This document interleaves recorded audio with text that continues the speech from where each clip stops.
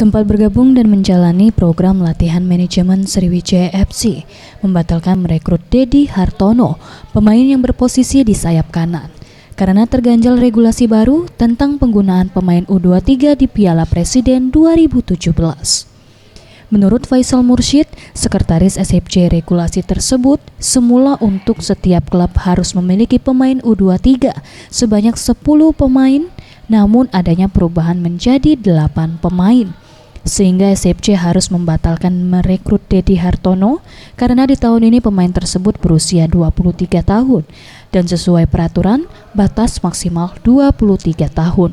Sehingga manajemen SFC masih mencari pemain U23 untuk mencukupi slot pemain tersebut untuk mengikuti kompetisi Liga 1 yang akan dimainkan setelah Piala Presiden.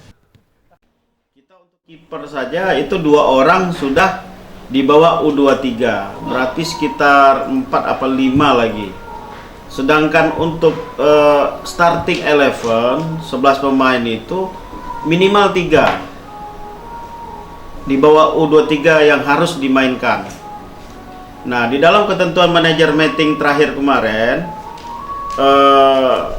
kalau kita di starting itu hanya 3, tidak lebih dari 3, ini risikonya. Saat ini untuk skuad SFC berisi 27 pemain dan setelah mengikuti Piala Presiden, manajemen akan melakukan evaluasi dan tidak menutup kemungkinan akan merekrut lagi pemain baru. Farel Dwi Satria, Sriwijaya TV.